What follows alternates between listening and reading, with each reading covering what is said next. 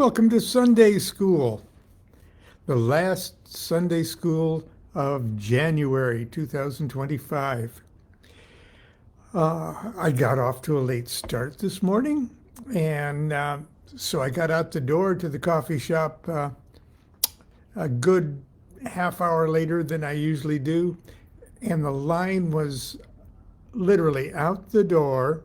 It wasn't across the street, but if I was still waiting for coffee, I'd still be there. Okay. So I came back home, and Constance made me an uncharacteristic DuQuette cup of coffee. You can see it right there. And I just got back in time to have just like one sip of it. So well, maybe I can reach it. And if you'll join me for just a bit of a Eucharistic thing to Java. Oh, dear God. Oh. And this is in my Salvador Dali cup that Christopher Hyatt gave that to me many, many years ago.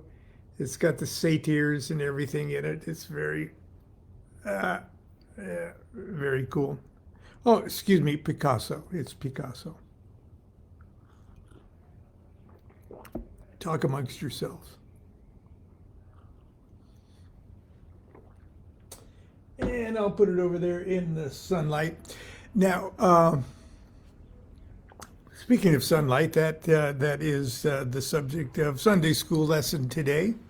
And there actually is a lesson in it. It's a lesson that I needed to learn anyway, about magic and the aspect of magic that is solar related. Now, that doesn't mean that solar focused magic is inferior or superior to Luna focused or Venus focused or penis focused or vagina focused or any other kind of focus. They all have their formula, and their formulas are all completely valid and workable in their own right. This idea that, that Gnostic Mass is so solar centric. Yeah, like the orbit of the Earth is solar centric. It doesn't. As a matter of fact, anything that you can criticize for being the opposite of anything else isn't big enough to deserve its standing as something that can criticize something else. See what one cup of coffee, one just sip of coffee can just drag shit like that out. Anyway, I'm not sure what I said, but anyway, in my book, The Magic of Aleister Crowley, this is the latest edition of it. I still refer to it from time to time. I wrote it so many years ago that if I would write it again today, I have to confess it wouldn't be too much different than it is now. It's just that kind of book. It's anyway, the chapter, what is it? Chapter 9 in it, I call the solar rites of Thelema. And I'm going to share at least part of it because it has a Sunday school lesson in it. Okay. And I used a little epigraph here. Oh, the pages are so, Weiser is so tasteful. Has a little epigraph here that says, it's a quote from the Book of the Law, chapter 3. There is a secret door that I shall make to establish thy way in all the quarters. These are the adorations, as thou hast written. Within a religious context, the magic of Thelema could accurately be described as solar worship. The only thing new and revolutionary about it is the worshipper's relation to the sun. It doesn't take very long for the modern student of comparative religions to see the countless similarities and parallels inherent in the world's so-called great religions. We might even say, if we allow ourselves the emancipation of a truly open mind, that the religions of the past are really only aspect of one religion, whose universal object of worship is the sun, and whose ceremonies, observances, and holy days are based on the recurring yearly passion play that is the solar calendar. Now, terrestrial life pantomimes the sun's life-creating qualities and the reproductive capabilities of each organism. Our ancestors drew a direct parallel between the sun and the phallus, and between sunlight, blood, and semen. This correlation assumes increasingly profound dimensions as we apply our greater understanding of astronomy, physics, and medicine to this great evolving religion. And I gotta pause for a second. The quantum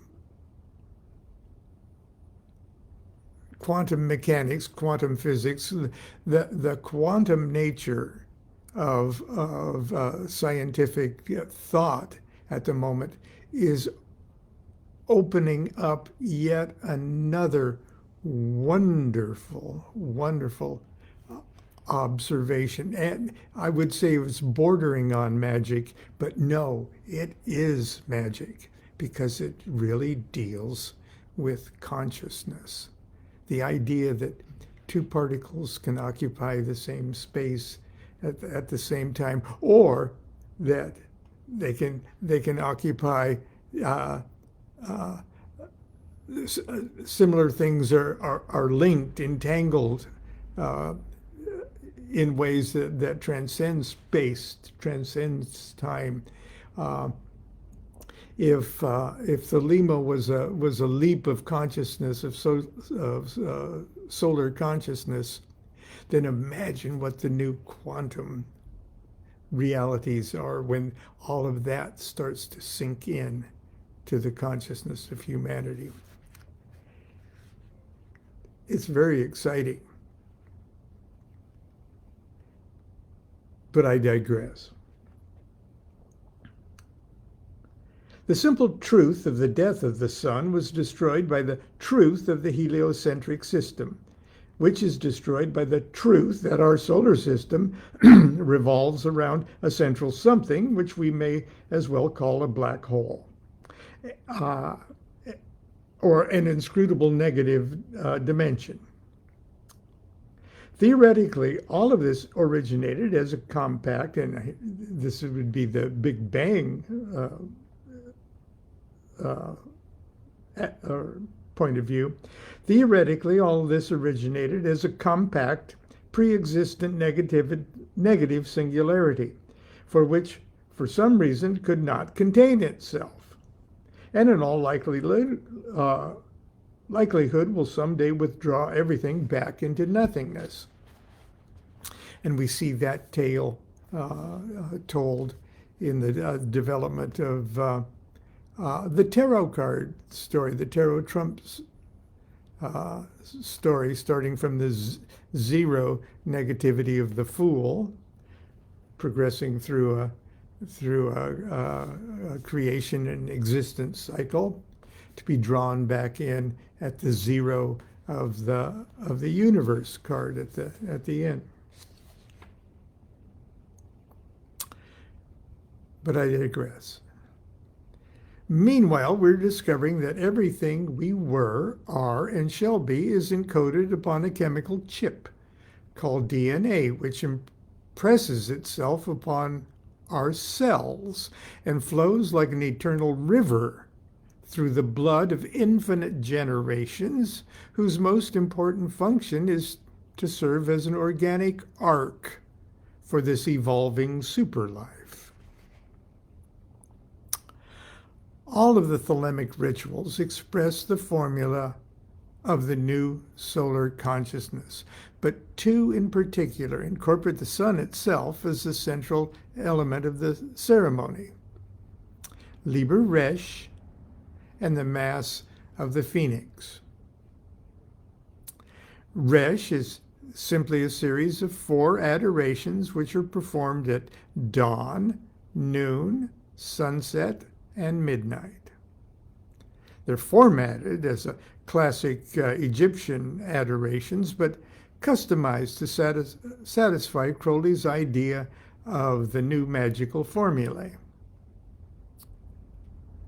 Resh serves as an excellent form of background concentration, which requires us to acknowledge our magical relationship with the sun at least 4 times in our busy day. Now I'm going to go back and read my little epigraph here, quoting from Liber L, chapter 3. There is a secret door that I shall make to establish thy way in all the quarters.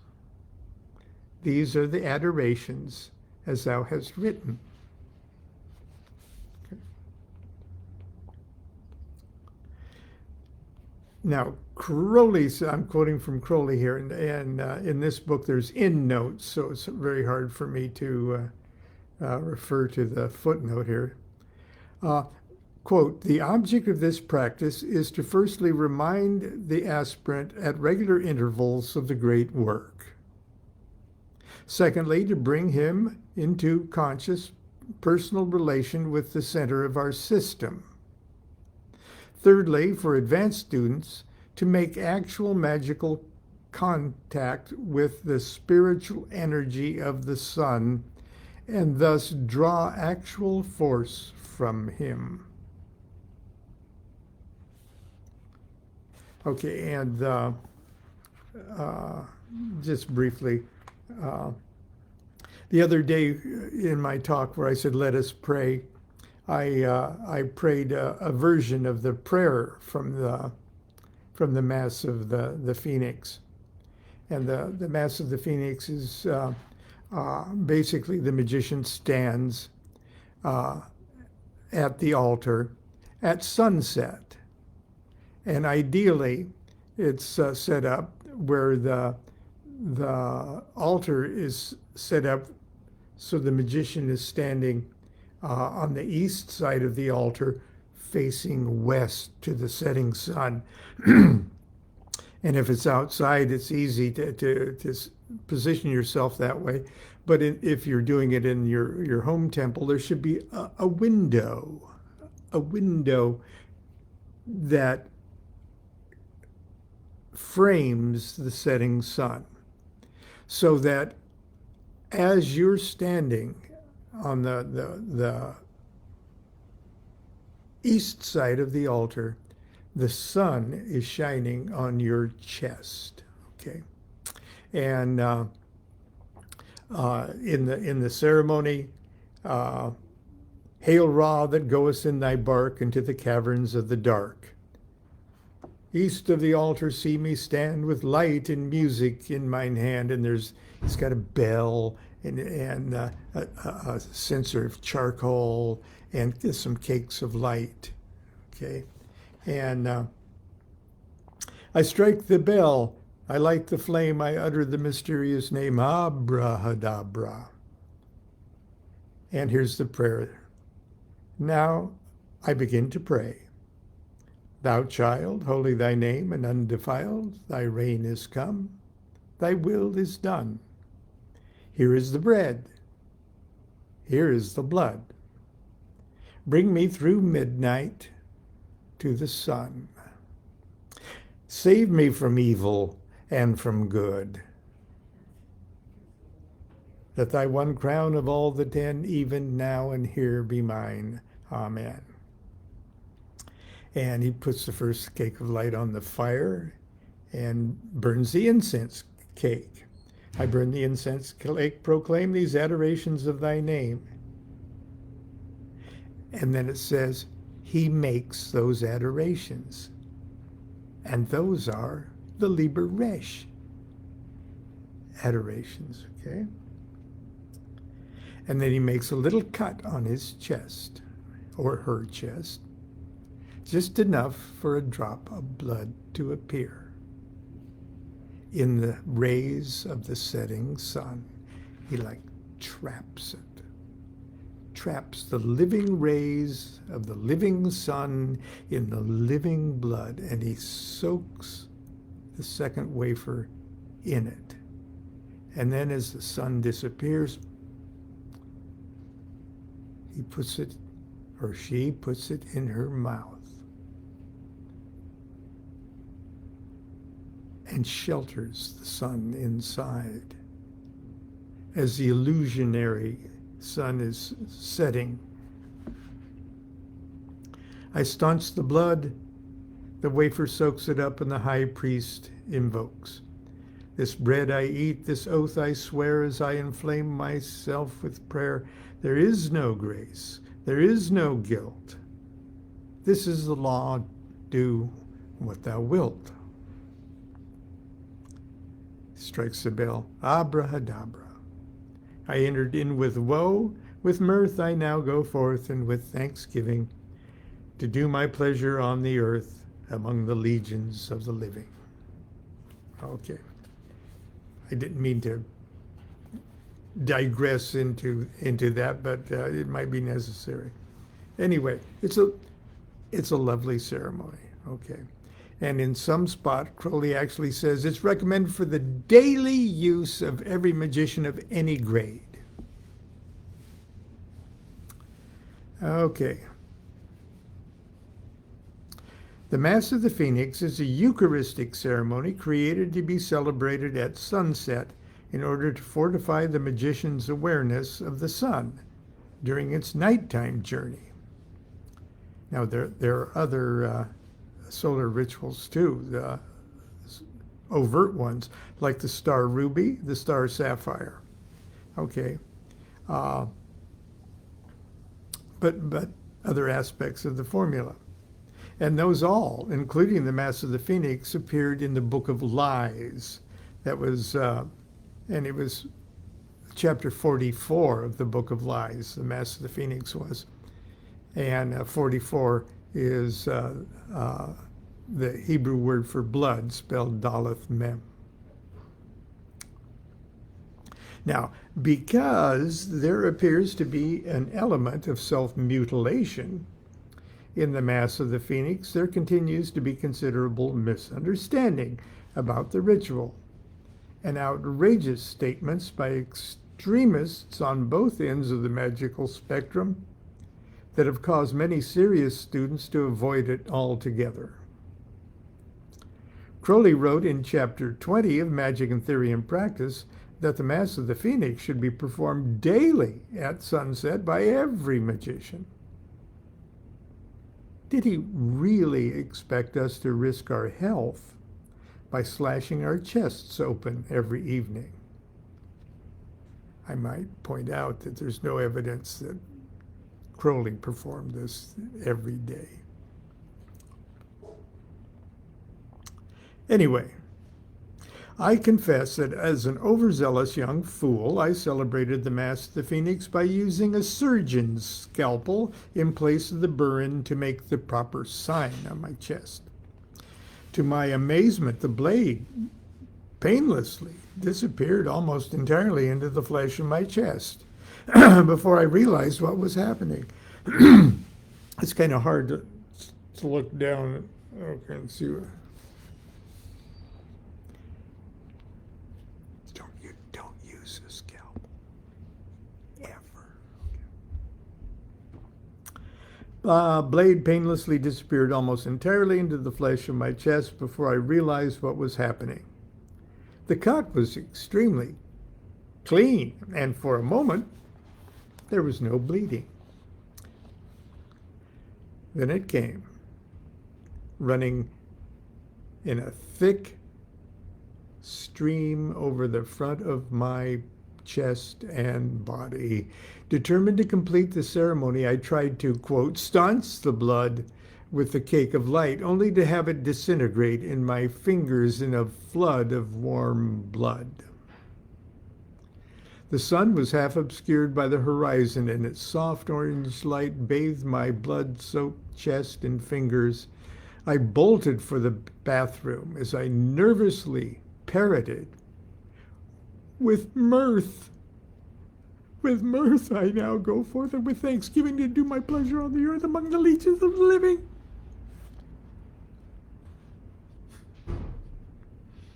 I was frightened, agitated, injured, and embarrassed. I did not feel very spiritual.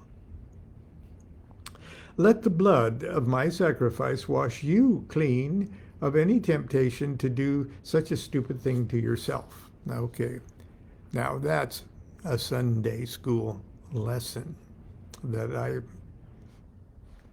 learned. Okay.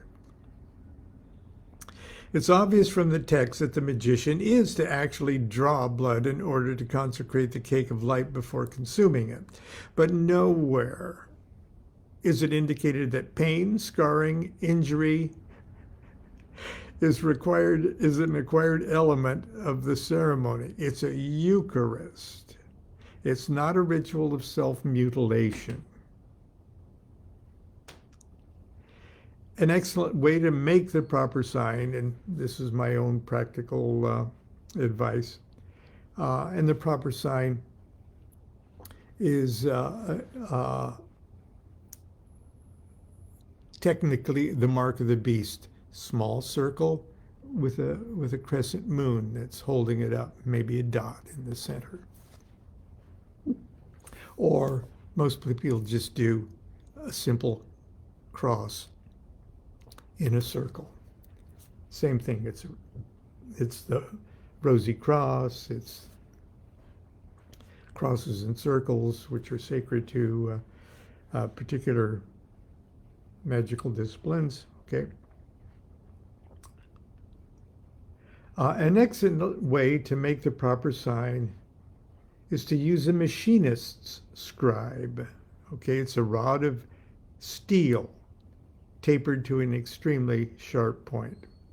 It's easy to sterilize, and if one's careful, it's possible just to lightly scratch the symbol on the flesh. And just that little scratch, that little irritation, okay, is enough to keep the lines visible for several hours. Okay. Let's see here. By applying just a little more pressure to a small area of the scratch, the tool will break the skin just enough for a tiny drop of blood to rise to the surface. This fulfills the literal interpretation of the ritual without harm to the magician and allows him or her to concentrate on the real purpose of the ceremony, namely a solar Eucharist.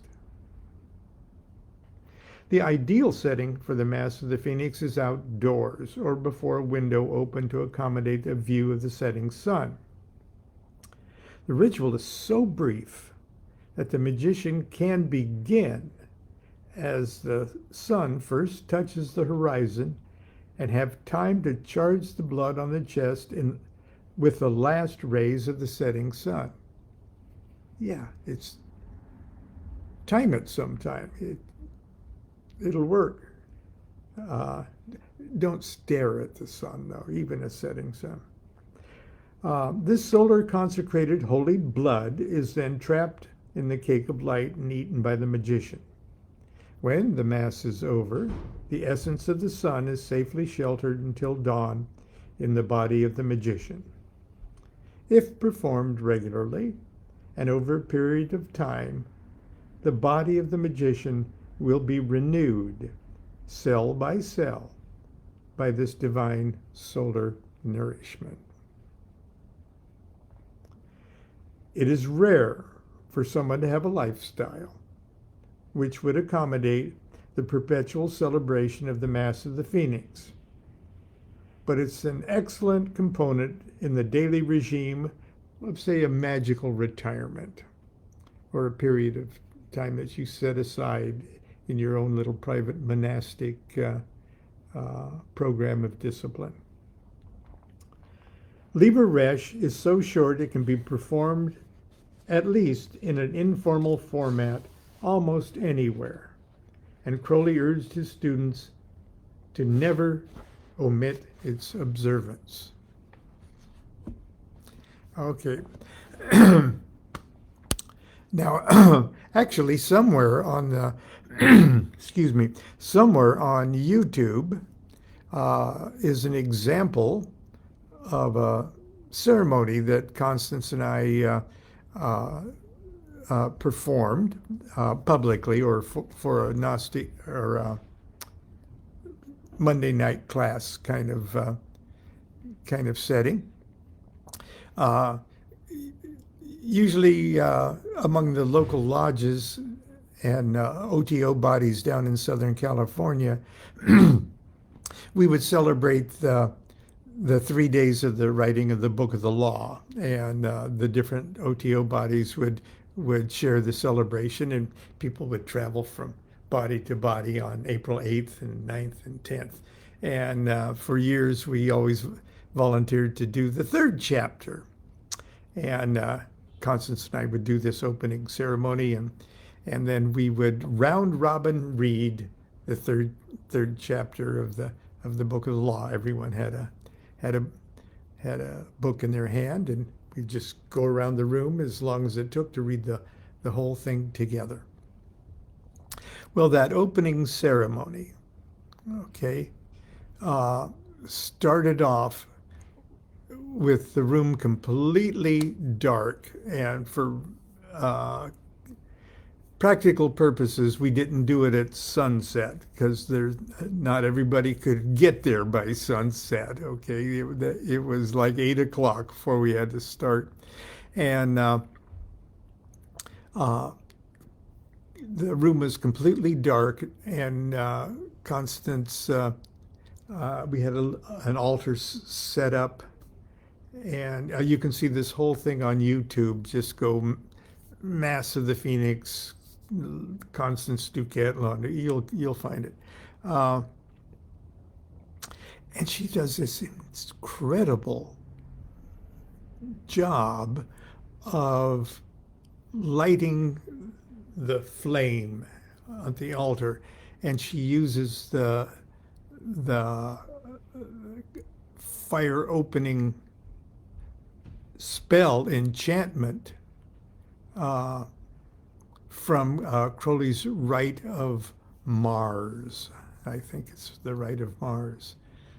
I swear by Jean and by Sheen and by the space between that I shall not move from this place until the fire of God flames upon the holy. Okay, it's just, she does it so good. And at the climax of it, and she's going, oh, and she lights the flame, and then you can see the temple. The video is almost completely dark until she lights the flame, but still it's really good. We always loved doing it.